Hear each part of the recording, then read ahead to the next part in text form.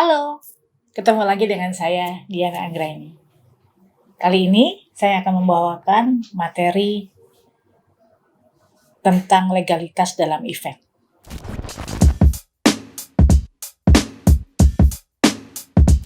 Materi ini merupakan materi pertemuan ke-14 dari mata kuliah Manajemen Event. Capaian pembelajaran dari kuliah ke-14 kita ini adalah pertama adalah mahasiswa mampu mengetahui dan memahami apa itu legalitas event. Kemudian memahami legalitas kerjasama dalam penyelenggaraan event, mengetahui dan mampu membuat kontrak event. Oke, pertanyaan pertama ya sebelum kita memulai diskusi dalam kuliah kita hari ini, apa sih sebenarnya legalitas itu dan mengapa legalitas menjadi penting dalam proses penyelenggaraan event? Silakan dijawab.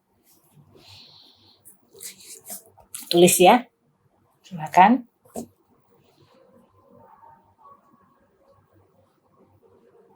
Oke. Baik, kita bahas satu persatu ya. Mengapa sih legalitas itu menjadi penting dalam sebuah penyelenggaraan event? Yang pertama adalah untuk kejelasan dari penyelenggaraan event itu sendiri. Untuk kejelasan dari organisasi penyelenggaraan event tersebut. Ya. Jadi kalau kita punya, misalnya kita mau melakukan event, kita mengajukan proposal, maka yang pertama ditanya duluan, apa legalitas organisasinya? Oh oke, kami berdiri, misalnya ini loh, surat pendirian secara hukum, ya,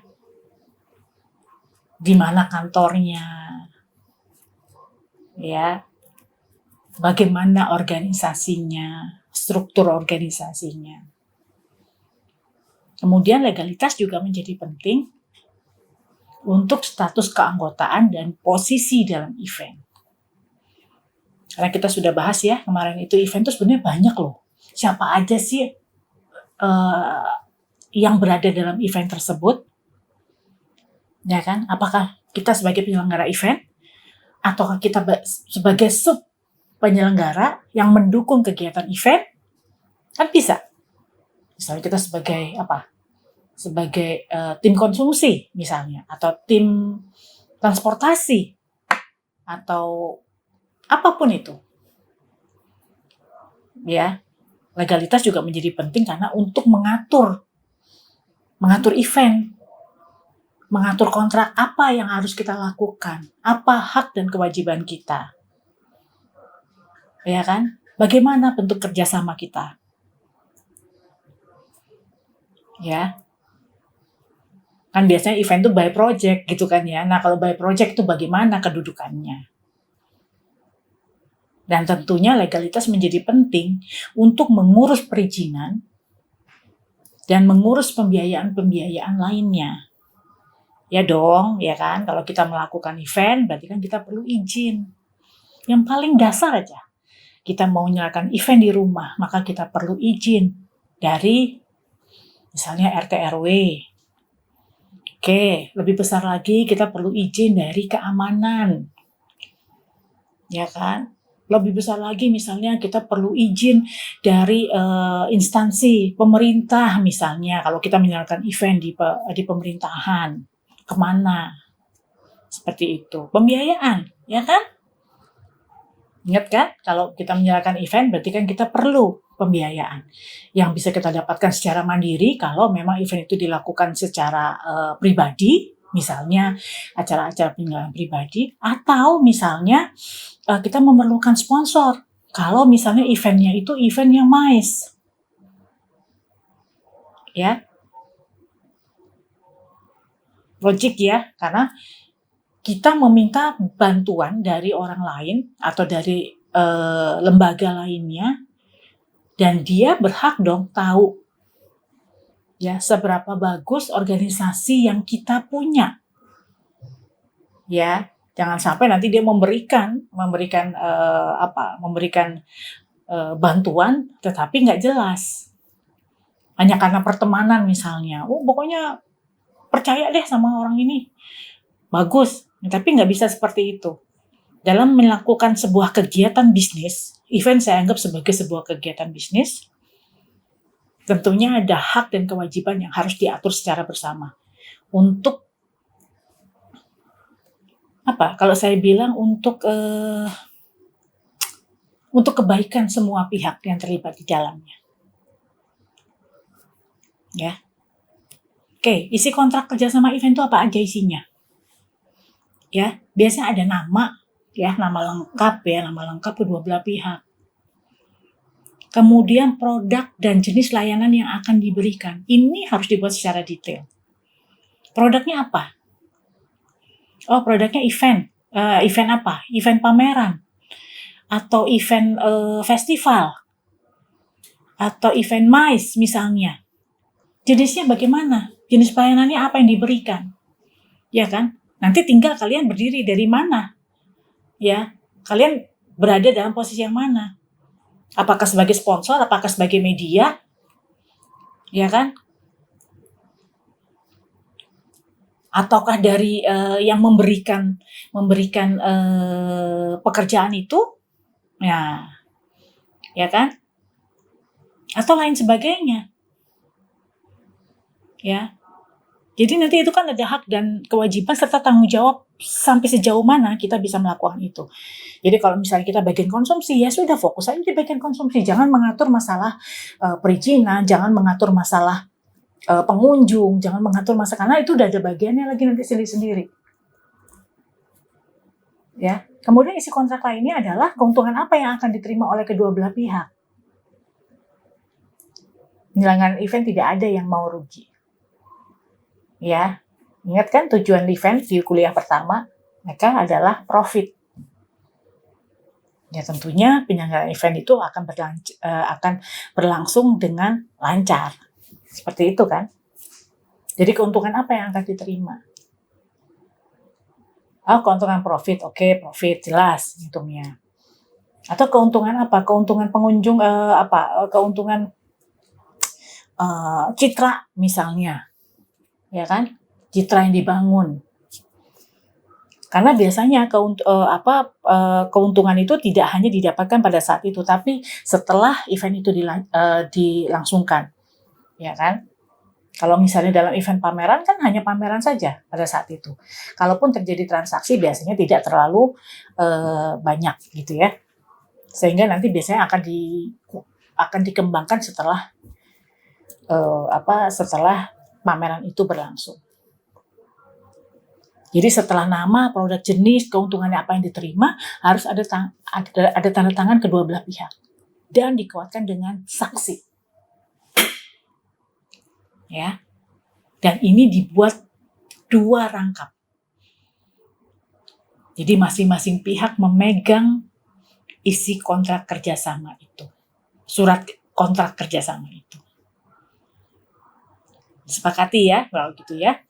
Dan biasanya di dalam sebuah manajemen event mereka punya kok legal team yang akan mengurus hal-hal seperti ini. Oke, ada pertanyaan? Silakan ya, kalau ada pertanyaan silakan di chat boleh ya, atau resen atau ngomong langsung juga boleh ya. Nah, ini kita bisa lihat ya, siapa saja sih sebenarnya pihak-pihak yang harus dibuat kontrak kerjasamanya gitu ya, legalitas kontrak kerjasamanya. Di sini ada penyedia jasa, ya kan? Kalau penyedia jasa berarti kan bisa aja transportasi misalnya, ya kan? Akomodasi misalnya. Kemudian ada juga asosiasi atau organisasi, ya. Ada juga pihak-pihak sponsor, kontraktor. Kemudian media sebagai salah satu pihak untuk mempromosikan produk. Ya, produk ini adalah produk event, ya kan? Kalian sudah belajar tentang bagaimana memasarkan event.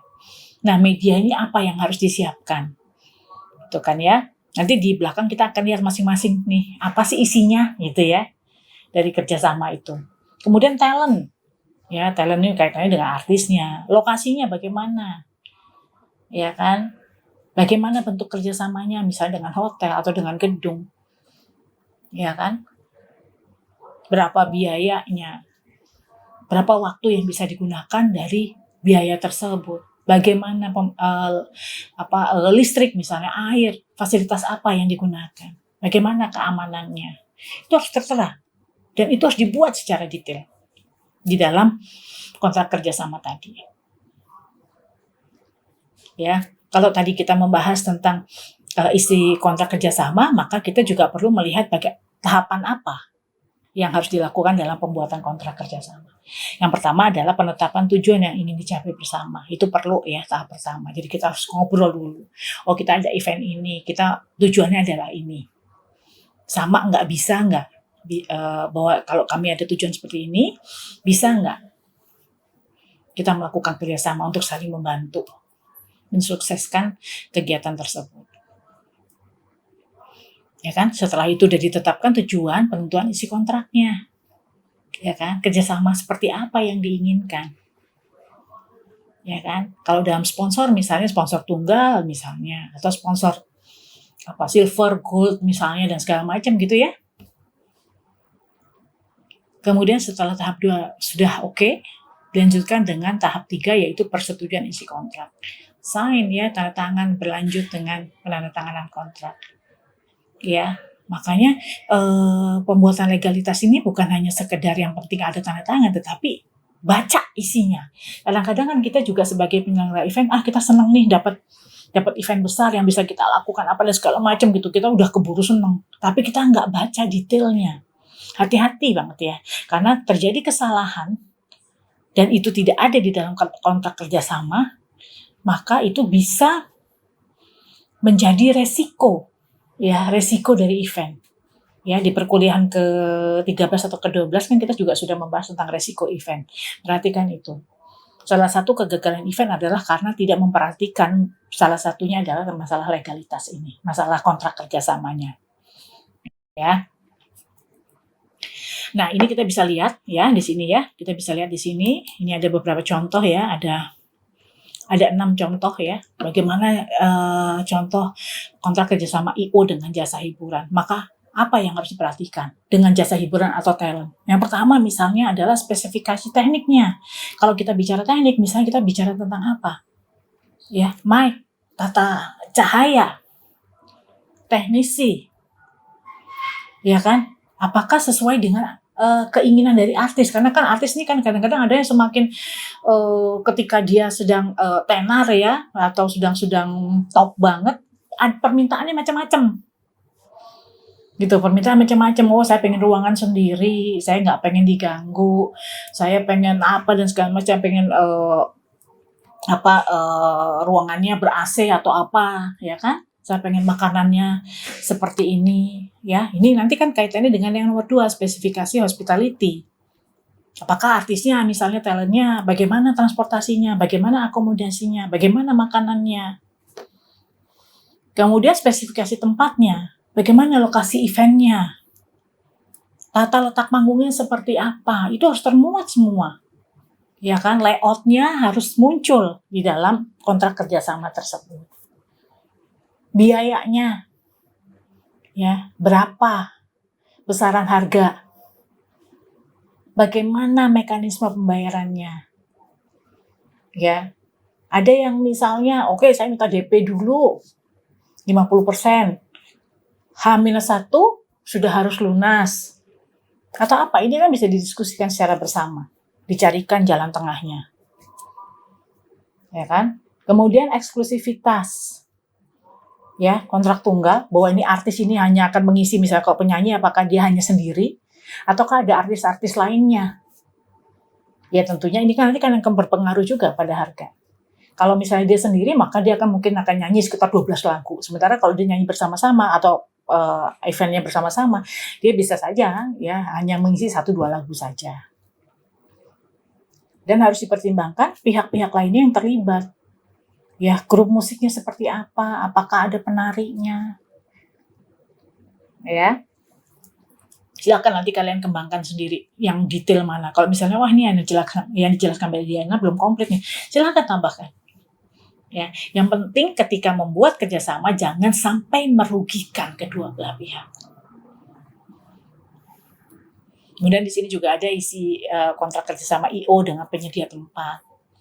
Bagaimana tempatnya, kondisinya seperti apa, situasinya seperti apa, ya kan? Bagaimana jika terjadi kerugian karena kerusakan yang disebabkan penyelenggaraan event tersebut. Misalnya kayak catering itu ya, piring itu dia harus hitung. Jadi ketika dia bawa piring 100, maka dia pulang harus bawa juga 100. Ketika kurang dari 100, maka ini apa? Seperti apa? Ada beberapa catering besar yang memang dia ketika misalnya piringnya itu kurang, itu dibebankan kepada penyelenggara event. Ya, jadi mesti jelas ya. Kemudian kebutuhan personal dan stafnya bagaimana?